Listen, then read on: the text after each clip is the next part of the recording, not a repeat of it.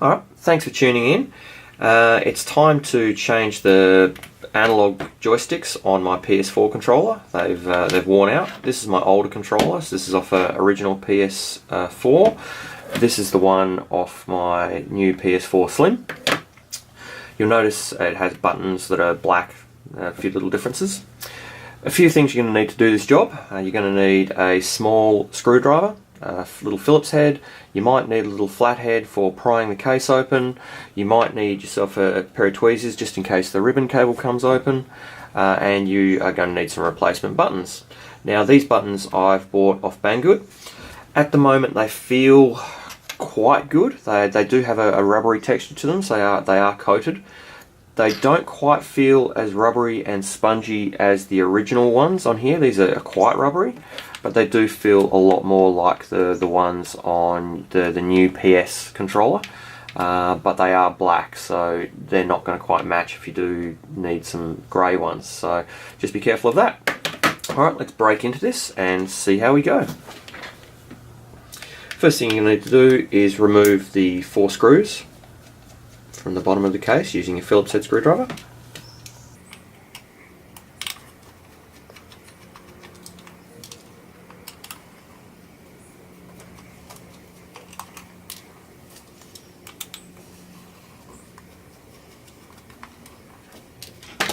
Okay, next we're going to need to actually get into the case, so we're going to do this by levering on the bottom of the case. Just like that. You've already sort of got it cracked open. Now sort of hold the case open and take your flathead screwdriver and just down here by the extension port, just sort of lever in that little gap there. It should just crack open pretty easy. Yep, there we go, just started to go. Be careful to not try and damage your shell. There we go. Alright, so as it comes out you'll notice there's these 2 little pins here. So you just got to get it to kind of clear the bottom shell. There we go. Okay, let's see what we're looking at now. Oh, here we go. Okay, so we have our little ribbon cable, we have our battery, and we have some buttons. So, alright, what's next? We're going to go ahead and remove your Phillips head screw from the center of the case.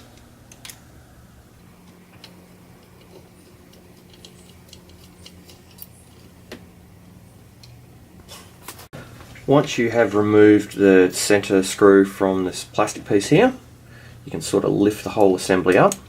Just be careful, there is a removable reset button, so let's just be careful of that. Okay.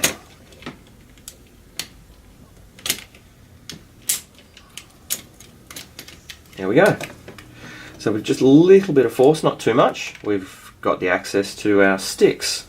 So to remove them is just a case of pulling them gently and they pop off. On the inside of here you'll see there is a rectangular hole with some curves at either end. It's as simple as lining those back up and pushing the unit back on. There we go. Get a nice little snug click. Remove this one.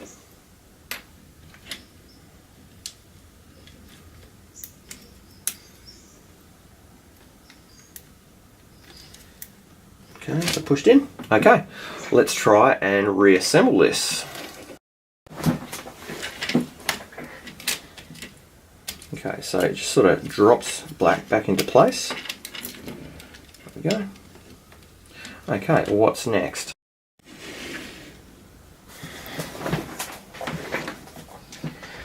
Okay, so if you're like me and your L2 and R2 buttons have come out with the back shell and they're stuck in there, to reassemble it you're going to need to remove them from the back shell.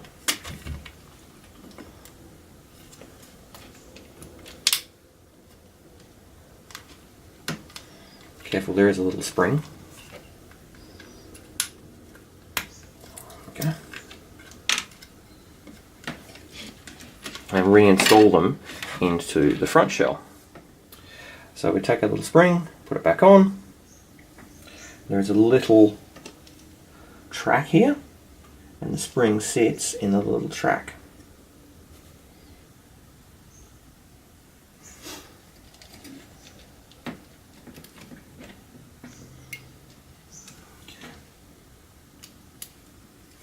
Little track. Okay, once it's clipped in, you'll see there's some little pegs on either side. Once it's clicked in and the little spring is in its little track, just make sure your button operates correctly, moves backwards and forwards, and it should be time to almost put the cases back together. At this stage we need to put our reset button back in. You'll notice there is a couple of flats. So put that back on. We're going to need to put our screw back into the main case. Okay, so before we put our screw back into the center section here, you'll need to sort of wiggle your board, and there's a couple of little plastic pegs that will actually relocate it for you. So go ahead and tighten that screw down. Not gorilla tight, just a little bit past finger tight. Yep. Sort of hold the battery. Probably a good idea at this stage just to make sure that everything feels pretty normal, that you haven't knocked anything out of the way. Yep, feels pretty good to me. I'll push the PS button. Okay, so we reinsert our reset button with the little flat sections that just slides in there. Okay, now comes the difficult part of putting the shells back together. So we get over the top of the L2 and R2 buttons. We push the pegs inside the case, like that. And now it's just a case of squishing it all back in. There we go. Feels fairly snug. Just check your gaps.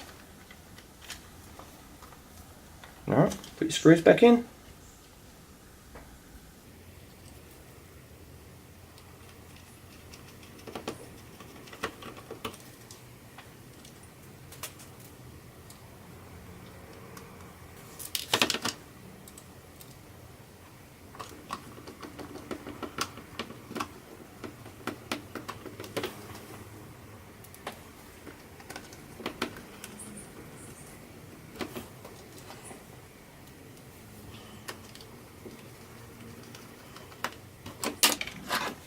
Okay, screws are all back in, feels good, all the buttons feel back to the way they should do, and we've got some nice new analog sticks to play with.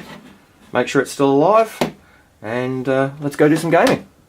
Thanks for watching. If you enjoyed the video and it helps you out, don't forget to subscribe. Thank you very much.